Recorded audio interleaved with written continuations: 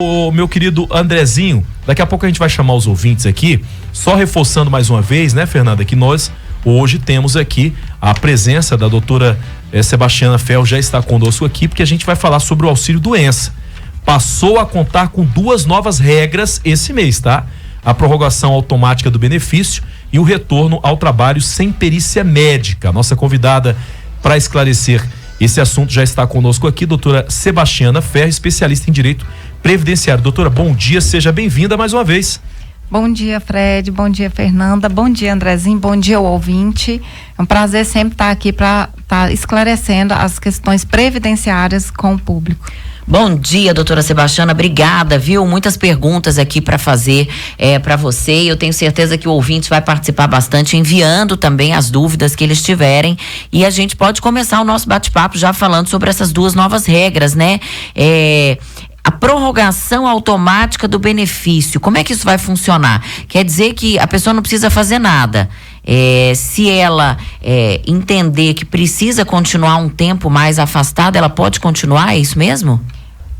Exatamente, Fernanda. Essa questão dessa prorrogação automática, ela visa uma celeridade no atendimento daquele segurado. O que acontece? Eu tô de auxílio doença, eu tenho um atestado que me garante mais 30 dias. Eu posso pedir aquela prorrogação e não vai ser necessário eu passar por uma perícia.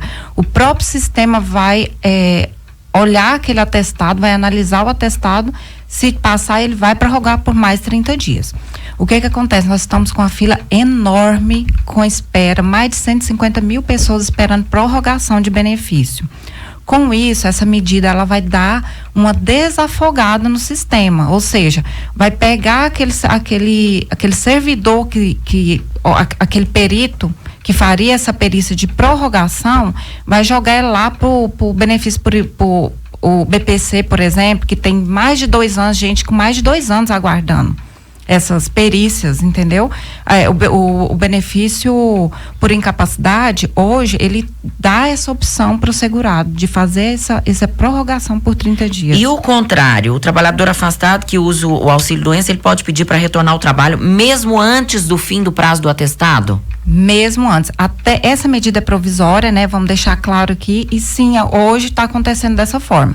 O que acontece? Eu quebrei o meu pé. Vamos dar um exemplo prático aqui, né? Quebrei meu pé e fiz uma perícia pedi uma prorrogação por mais 30 dias.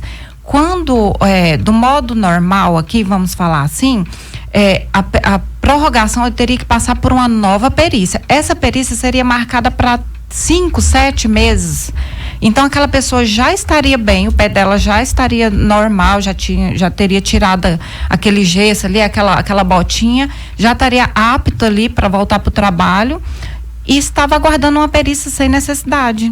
Então aquela pessoa, por exemplo, essa do caso que eu estou dando o exemplo, pode pedir a prorrogação de 30 dias, está bem daqui 30 dias e volta ao trabalho normalmente. Ela só tem que formalizar esse pedido na agência que foi deferido o seu benefício. E essa prorrogação automática do auxílio doença a cada 30 dias, né? Ela pode acontecer quantas vezes? Somente 2 vezes até agora, né? Até o momento ela só pode acontecer 30, depois mais 30. Na terceira, o segurado já vai ter que passar por uma perícia. Olha, a gente quer inclusive a sua participação, tá? Você que está conosco aí na rádio, você que está nos ouvindo, se tiver qualquer pergunta para a doutora Sebastiana Ferro, aproveite para você perguntar. Doutora, o que motivou essas mudanças? A gente poderia dizer o que causou essas transformações? Então, Fred, a questão da mudança é o que vem acontecendo desde a pandemia. A fila é gigantesca, a gente sabe disso. Milhares de pessoas estão aí na fila do auxílio doença, né? E aí essa medida da prorrogação, eles fizeram exatamente para desafogar com relação ao benefício assistencial por deficiência, entendeu? Então tem aquele BPC ali por deficiência, gente, que tem casos que tem 2 anos aguardando uma perícia médica. Então, aquela pessoa da prorrogação, ela vai ser direcionada para aquele perito, vai ser direcionado para fazer a perícia médica do BPC, que está aguardando aquela perícia há tanto tempo. Então, o objetivo disso tudo é desafogar um pouco os peritos e tentar fazer essa fila andar. É válido? Eu acredito que sim. Eu, como uma advogada previdenciarista, eu acredito que sim, é válido. Em certos casos é válido. Claro que a gente vai ter muita exceção, mas em regra é válido essa medida. O governo vai conseguir remanejar os profissionais que ficam ali muito presos a essas perícias também para outras funções, né? Para agilizar esses trâmites todos, né? Tem gente esperando pensão, gente que deu entrada na pensão aí, pessoas que ficaram viúvas ainda na pandemia, que até hoje não tiveram benefício. Exatamente, tem muito caso igual, assim, a gente está falando de mais de milhares, são milhares de pessoas que estão nessa fila. Então, nesse caso específico do auxílio-doença, o segurado ele vai ter que passar por um perito. Esse perito, ao invés de estar analisando uma prorrogação, ele vai ser remanejado, por exemplo, para fazer a perícia do benefício por incapacidade. Aliás, pelo benefício assistencial à pessoa com deficiência, que necessita passar por perícia. Então, esse tipo de benefício, que é esse benefício assistencial da pessoa com deficiência, ele está muito parado. O objetivo foi exatamente tirar o perito das prorrogações e jogar ele lá para poder dar uma desafogada no outro setor mesmo. Doutora, quanto tempo em média hoje está durando um processo desse para conseguir o benefício? Machuquei hoje. Pois é, olha só, eu tenho essa respirada que você deu aí, doutor. Eu vou só dar um caso concreto. Em outubro, eu fiz o agendamento de uma cliente que ela tem câncer e a perícia médica dela foi marcada para maio de 2024. Pessoa com câncer. Meu Deus, então, assim, que absurdo. E tem até um detalhe também, nesse caso, ela fez o pedido lá pelo atestado, né? O Atestmed lá, que você coloca o atestado. Eles analisaram o atestado, só que a grande maioria do segurado, Fernanda, eles não sabem os requisitos que tem que ter esse atestado. Doutora, nós não estamos diante de um colapso do INSS, não? Sempre estivemos. Mas agora parece que mais evidente da pandemia para cá. Não, da pandemia para cá tudo piorou. Tudo piorou. E assim, essa medida, por exemplo, dessa portaria 38, ela é exatamente para o incentivo, o objetivo dela é melhorar. A gente vai ter um desafogamento com relação à prorrogação de benefício por incapacidade, mas é temporário. Então, a gente vai ter aquela desafogada, mas vai entrar tudo de novo e vão vir mais medidas, né? Acredito. Tem que tomar providência, porque tem condição isso de uma pessoa que está doente esperar a perícia, com câncer. Uma pessoa com câncer esperar a perícia. Eu nunca entendi. Novembro, dezembro, janeiro, né? 7 meses esperando uma perícia. 7 meses. Uma pessoa com câncer. Quando eu passei a mensagem pro esposo, ele ficou assim, indignado. Aí o que acontece? Antes eles fizeram juntaram atestado no INSS, pedido pelo atestado.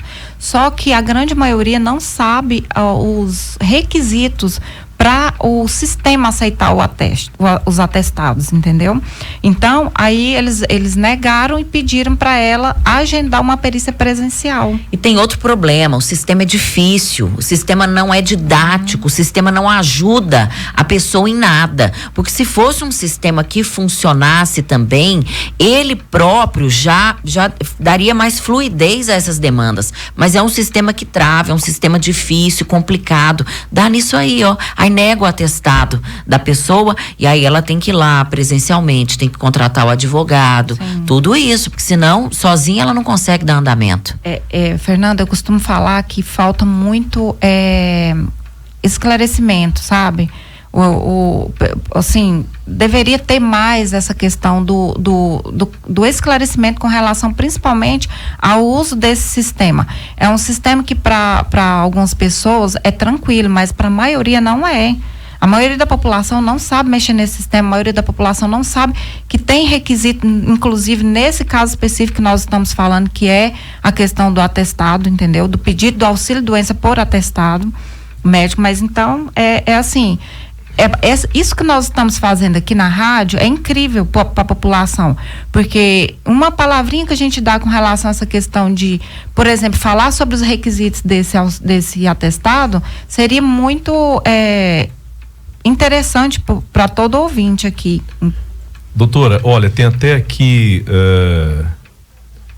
participação dos nossos ouvintes aqui, ó. O sogro dele tá mais de 7 anos sem receber, ele quebrou um fêmur, não consegue andar, e o INSS fala que ele tá apto para voltar a trabalhar. Olha a situação que a gente está mostrando aqui. O Antônio Wilmerson, que nos mandou aqui, né? Inclusive mandou a perícia aqui. Deixa eu até abrir aqui para eu dar uma olhada.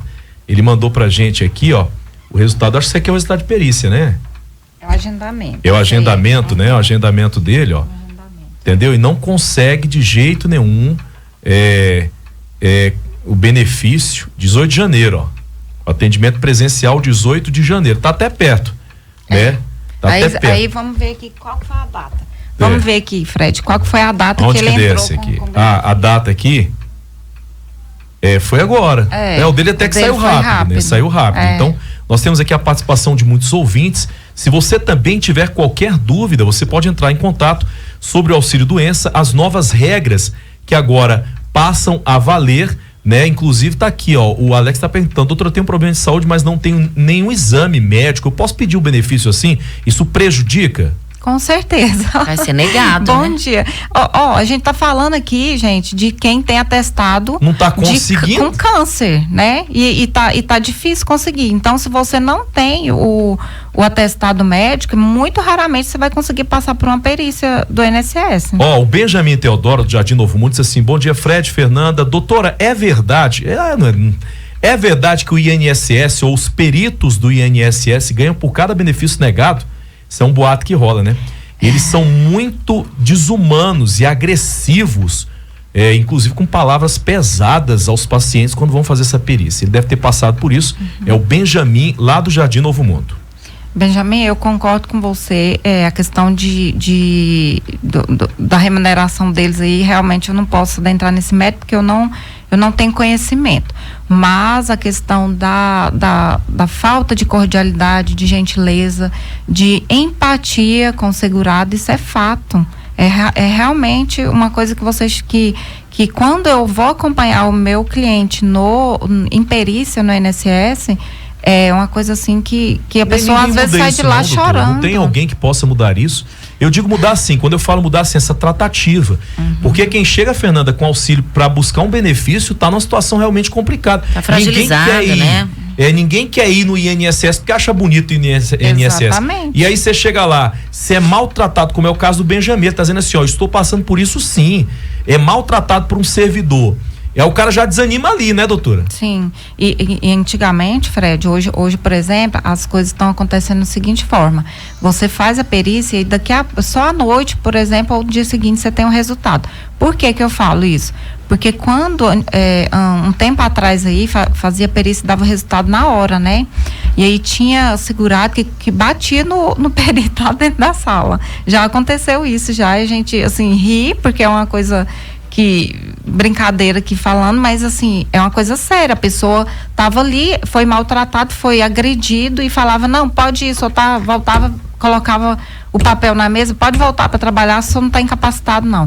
Aí as pessoas às vezes estavam já com um problemão de saúde, problema financeiro, aí agredia o perito ali, né? Aí hoje não, a perícia ela sai só à noitinha, o resultado, ou no dia seguinte, exatamente para evitar esse tipo de coisa. Bom, são 9h17, a gente vai fazer um breve intervalo, voltamos já. Você pode participar perguntando para a doutora Sebastiana Ferro no 998476110 dúvidas sobre as novas regras e também sobre a aposentadoria e INSS. Já temos a participação da Maristela, a nossa ouvinte, que tem uma dúvida e quer perguntar para a doutora Sebastiana. Maris, bom dia. Bom dia, Fernanda. Bom dia, Fred. Eu queria perguntar para a doutora Sebastiana que a minha vizinha, ela faleceu, né? E ela recebeu LOAS. Eu sei que não pode passar pro filho dela, mas será que eles não têm renda nenhum, rapaz? E ela é deficiente mental. Aí eu gostaria de saber como eu posso agir para ajudar eles, para eles entrar, para poder receber, né, o LOAS. E aí, doutora? Bom dia, dona Maristela. Olha, pelo que a senhora está informando para nós aqui, ele tem direito a esse benefício, sim, o benefício assistencial. Ele tem que dar uma olhada se ele está no CadÚnico, estava, né, com a mãe como dependente. Eu aconselho aí no CRAS mais próximo aí da região e ver como é que tá o CAD único dele. E automaticamente é só fazer o agendamento da perícia para ser analisada essa questão aí. Se tiver laudo, melhor ainda. Mas, olha, até mesmo quando não existe laudo, Fred, nesses casos que ela está falando, porque às vezes a pessoa não tem nem condição de estar acompanhando aquilo ali. E aí ela vai e o perito, ele analisando aquela situação concreta ali, ele dá o benefício para a pessoa, porque vê que realmente é uma pessoa que não tem condição de um filho com necessidade especial, né? É claro que a mãe perdeu a vida, então assim, se tem essa dependência, eu acho que é muito claro mesmo que realmente tenha essa necessidade de conseguir o benefício, né, Fê? É isso. A gente tem mais ouvintes perguntando. Tem mais uma dúvida, doutora? Não, ela tá tirando, ela tá tirando ali pra gente colocar aqui. Inclusive, deixa eu só fazer um adendo aqui. A questão desse benefício, Fred, ele pode inclusive acumular com o mesmo benefício, do mesmo valor. Por exemplo, a mãe, ela provavelmente era idosa, né? E aí ela pode pedir o benefício. Uma mãe que é idosa e tem os requisitos lá do BPC com relação à renda, ela pode pedir para o filho deficiente. Os dois podem receber na mesma casa. E a maioria das pessoas não sabe disso, entendeu? Eu, como mãe idosa, posso receber o benefício e o meu filho deficiente também pode. Doutora, o André tá perguntando assim, doutora, qual que é tá perguntando aqui, ele escreveu pra gente, depois tem o Jota também, ele perguntou aqui pra nós o seguinte, qual que é o valor mínimo desse benefício e o máximo que eu posso receber?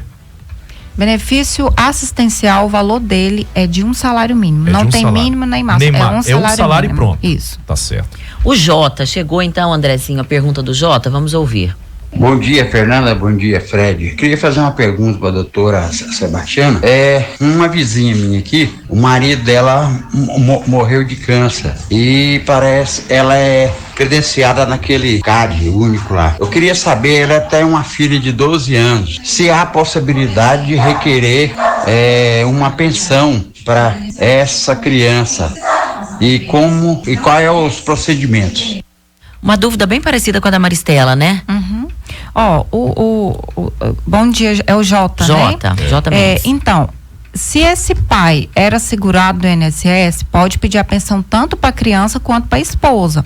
Agora, se ele não era segurado do INSS, a esposa tem que ter algum tipo de limitação, né, de saúde, que impeça ela com um prazo de mais ou menos 2 anos, maior que isso, para ela ter direito a um benefício, esse BPC que a gente está falando. E a filha teria que ter alguma necessidade especial também, né? Mas se o pai é segurado, pode requerer a pensão por morte, sim. Doutora Sebastiana, como a pessoa se torna segurada? Contribuição, Fernanda. A partir de quantas? A gente fala, quando a gente fala de pensão por morte, é segurado. Aposentadoria tem que ser segurado, tem que contribuir. A qualidade de segurado você adquire com 12 contribuições. Então, a partir daí você é segurado nesses casos. Por exemplo, preciso de auxílio doença, tive um acidente, você tem ali aquela carência que a gente coloca, né? E eu morri. Meu pai morreu, ele estava trabalhando, ele não tinha os 12 meses de contribuição, mas ele estava trabalhando. Pode fazer o requerimento da pensão por morte porque ele estava segurado. Tem que fazer 12 contribuições, pelo menos, em qualquer fase da vida. Não, essa é uma carência para algum benefício por incapacidade, por exemplo. Agora, a partir da 12ª. Exatamente. Agora, para uma pensão por morte, um auxílio acidente, você precisa estar segurado. Não ter, você precisa ter qualidade de segurado, né? Não precisa exatamente ter essa carência. Mas essa qualidade eu adquiro a partir do momento que eu tenho minha carteira assinada e que eu começo a trabalhar. Primeira contribuição em dia, Fred. Você adquire a qualidade de segurado, né? É porque a gente vive num país, infelizmente, em que as pessoas não têm acesso a esse tipo de informação. Muitas delas trabalham de forma informal a vida inteira e nunca contribuíram uma vez sequer na vida, né? Podem contribuir de forma autônoma, inclusive. Exatamente. Olha, você vende água no sinal, você é um contribuinte individual, pode ir lá no INSS, fazer seu cadastro lá e comprar o carnezinho e começar a fazer o pagamento em dia lá. A gente percebe, E vai pagar a partir de quanto, doutora Sebastiana? Nesse caso, seria 11%, né? Eu vou pagar 11% do salário mínimo, a gente tem que fazer a conta aqui, mas seria 11% do salário mínimo.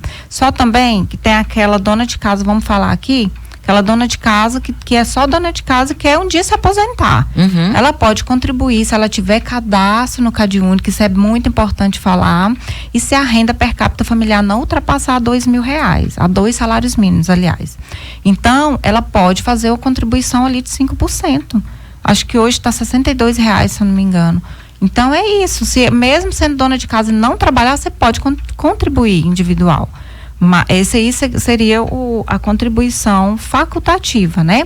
Mas aquele senhorzinho ali que vende água, pano de prato no sinal, é um contribuinte individual, ele vai contribuir com 11%. Se ele tiver um MEI, ele precisa contribuir ou o MEI já vale? Não, o MEI já é uma forma de contribuição, ele já é segurado ali. Então ele tem um MEI, não precisa pagar mais nada, já está contribuindo. Sim, ele já tem uma empresa aberta e já contribui todo mês. É falta às vezes, de informação, né, Fernanda? Tem tantos caminhos, né? Essa questão do MEI, por exemplo, tem gente que tem o MEI e paga a parte, achando que precisa ainda dessa contribuição extra. Esse esclarecimento é importante que a senhora está trazendo. Assim, se você vai se aposentar com salário mínimo e tem aquele limite ali, não faz sentido você contribuir. Tá jogando dinheiro fora. Contribuir com o MEI e contribuir 11% do salário mínimo. Entendeu? Bom, tá aí. Tem o Reginaldo, né? É isso. Mas antes do Reginaldo, tem o do Sérgio. Vamos ouvir o Sérgio primeiro. Bom dia, Fred. Bom dia, Fernanda. Aqui Sérgio de Souza. Faz uma pergunta para a doutora Sebastiana Ferro aí. É o seguinte, eu fiz uma cirurgia em julho e eu estava de férias, fiz a cirurgia. Quando eu voltei em setembro, a empresa, eu levei o atestado na empresa, ela disse que eu tinha que entrar pelo INSS, o atestado de 13 dias. Aí a empresa já me jogou pro INSS. Eu entrei no aplicativo, né, o meu INSS, mandei a documentação, o laudo da cirurgia, tudo. E veio de lá para cá, você entendeu? A empresa não me pagou os 13 dias. E isso foi em 25 de setembro, né, pra cá, não, foi no dia 3 de setembro pra cá. Aí, o que ocorre? Hoje eu recebi um aviso do INSS que foi indeferido o meu pedido de a empresa ter me colocado no INSS, e o INSS me indeferiu, quer dizer, eu fiquei sem receber da empresa e fiquei sem receber do INSS. Eu queria o que eu posso fazer, doutora, né, para reverter isso aí, porque eu fiquei sem receber, né? E eu pago o INSS, eu tenho 55 anos, eu pago o INSS desde que eu comecei a trabalhar, já tenho quase 40 anos de contribuição e nunca fiquei encostado pelo INSS. Sérgio, bom dia. Pelo que você passou para nós aqui, realmente o INSS não ia deferir esse benefício. Por quê? Até 15 dias, os primeiros 15 dias de atestado, quem paga é a empresa. A partir do 15º dia, quem paga, quem seria, né, se entrasse com o pedido lá de benefício, seria o INSS. Nesse caso específico, a empresa teria que te pagar os 13 dias e você voltava ao trabalho normalmente. Se tem alguma coisa que você não passou para nós, pode ser que tenha alguma outra opção, né? Talvez tenha outro atestado seguido desse. Falta mas coisa, nessa situação que você nos passou aqui, realmente o INSS ia indeferir, porque ele não paga os primeiros 15 dias, quem paga é a empresa. Compreendido. E o Reginaldo agora também quer tirar a dúvida dele, doutora. Bom dia, Fred e Fernanda. Deixa eu te perguntar, o meu irmão deu entrada na aposentadoria dele, só que tem um porém. Segundo ele estava argumentando para mim que lá na empresa a qual ele trabalhou, deu baixa na carteira, mas lá no INSS consta que ele está na ativa. Só que a função dele reza que ele é mecânico de avião, mas ele nunca trabalhou nessa área, e sim de vigilante noturno. E ele já está com tempo para se aposentar, ou seja, já está com 40 anos de contribuição. Aí o INSS nega nessa parte aí, porque na empresa deu baixa e para eles lá consta que ele está na ativa ainda. O que ele tem que fazer? Uai, que é isso? Acontece um erro desse assim? Demais. Mesmo? Bom dia, seu Reginaldo. Então, primeira coisa que tem que fazer, ir até o INSS, levar essa CTPS, né, fazer um agendamento primeiro, levar essa CTPS e mostrar lá para eles fazer um serviço chamado acerto de vínculos e remunerações. Então, acontece muito, Fernanda. Por que eu sempre falo aqui, nunca peçam sua aposentadoria sem antes, pelo menos consultar um advogado para ver se está tudo certo com o seu CNIS. Porque quando o seu CNIS está errado, a sua aposentadoria sai errada. E nesse caso, no INSS, você viu que ele falou aí que está constando que não tem baixa na carteira e que está constando também que ele, aliás, está constando que não tem data fim do vínculo e está constando que ele uma outra atividade. Uma outra, né, profissão, inclusive. Então, ele tem que levar a carteira de trabalho dele no INSS para pedir esse serviço, chamado acerto de vínculos e remunerações. É o popular chamado acerto de CNIS, que a gente fala mesmo, para poder ele requerer essa aposentadoria posteriormente a esse acerto. Olha, o Bruno Santana está perguntando aqui, sou servidor público há 15 anos, mas peguei também o carnê do INSS, pagou no caso, né, o carnê do INSS como individual para ter 2 aposentadorias. Devo continuar a pagar, doutora Sebastiana, pelo INSS? 8 anos, aliás, ele colocou aqui pelo INSS. Ele pagou separado, porque a Fernanda tinha falado agora há pouco. Uhum. Bruno, bom dia. Ele pode sim ter 2 aposentadorias, Fred. Ele pode contribuir para o INSS, se aposentar pelo regime geral, né, que é o INSS, e pode ter a aposentadoria dele no regime próprio, que é o caso dele lá, que ele trabalha. Mas ele precisa ter o tempo de contribuição para os 2. Por exemplo, eu não quero, tem muito pouca contribuição, né? Eu tenho pouca contribuição, 8 anos de contribuição. Não quero continuar contribuindo para o INSS, porque vai estar muito longe essa aposentadoria. Eu aconselho a fazer um planejamento previdenciário, porque ele vai pegar essa contribuição do INSS, do regime geral, e pode levar para o regime próprio quando for se aposentar. Mas se ele quer ter 2 aposentadorias, pode sim continuar contribuindo. Dependendo da idade dele, vai valer a pena. Dependendo, não vai. Então, tudo tem que ser feito o cálculo. Exatamente. Por isso que eu falo que o correto seria fazer um planejamento para ele aí, para dar um norte, pelo menos, para ele. Tudo é planejar, viu, Fernanda? Porque se não planejar direitinho, você acaba fazendo as coisas erradas aí, na hora da aposentadoria mesmo, o trem não flui como tem que fluir de verdade. Então, o planejamento está acima de qualquer coisa. Fernanda, você sempre contribuiu? Você começou a trabalhar muito nova, né? Então, sempre contribuí. E a gente, mesmo assim, a gente ainda precisa da orientação de um advogado, né? A gente precisa checar direitinho o CNIS aí, como a doutora Sebastiana falou, e fazer também esse planejamento previdenciário. A gente não tem muito esclarecimento sobre o assunto, né, doutora? Então é importante essa consulta. Por mais que a doutora venha aqui e esclareça, você pode esclarecer dúvidas também pelo seu Instagram, né? Ou no seu escritório também. É o trabalho que você faz todos os dias, né, doutora? A gente eu sempre falo, Fernanda, que quando for se aposentar, ou até mesmo antes, eu tenho 30 anos e estou contribuindo há 10 anos, procura um profissional da área e faça um planejamento previdenciário. O planejamento, o nome já fala, você vai se planejar, porque talvez você ganhe já na empresa, você recebe um salário do teto do INSS e está ali jogando dinheiro fora porque está contribuindo de outra forma, como contribuinte individual, por exemplo, entendeu? Então, assim, você vai fazer o planejamento, vai te dar um norte, tanto do tempo que vai faltar para você se aposentar, como do seu salário, que você vai receber lá quando se aposentar. E como é que a sua contribuição como MEI se soma à sua contribuição pela carteira de trabalho, ali, pelo vínculo empregatício? Ela não vai somar tempo de contribuição, mas ela vai somar o valor da contribuição. Então, às vezes, você tá ali no meio e tem um salário considerável, que ele vai contar como uma ajuda dos valores que você vai receber lá na frente. Em certos casos, quando você deixa de contribuir ali de carteira assinada e fica no meio por um salário mínimo, às vezes te prejudica. Porque você vai ter uma oscilação de valor de salário, vai jogar para baixo, né? a média. Sempre joga para baixo. Então, assim, eu aconselho quem saiu do trabalho e ganha em média R$ 4.500, continuar contribuindo pelo carnê, ali os 20% pelo carnê, porque aí você vai continuar com uma média boa ali. Então, o planejamento, ele te ajuda até nisso, Fernanda. Até quando eu estou desempregado, porque, por exemplo, eu tive um cliente bancário que ele saiu do banco, ele fez um planejamento e ele continuou pagando mais ou menos o valor que ele recebia lá no banco. Se aposentou agora, recentemente, com um salário ótimo, quase no teto. Assim, acho que faltou uns R$15 pro teto para ele. Então foi muito maravilhoso. Sabe quanto é o teto, entendeu? Não, quanto?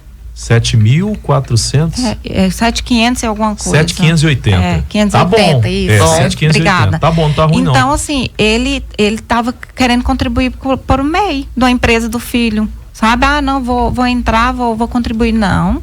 Me procurou, a gente fez o planejamento, tá aposentado. Que bom, salário que bom. Maravilha. Doutora, obrigada pela participação aqui com a gente, por esclarecer as dúvidas dos ouvintes. Deixa eu corrigir aqui, perdão, 7.507, tá? 7.507. 7.507. Doutora, obrigado pela participação hoje. Repita o seu Instagram. Eu que agradeço, gente. Sempre o convite, eu sempre estou à disposição para vir esclarecer para todo mundo. Meu Instagram é ADV Ferro. Qualquer coisa, se tiver alguma dúvida, pode me chamar lá que eu faço esclarecimento, tá? E sempre procurem um advogado de sua confiança antes de se aposentar.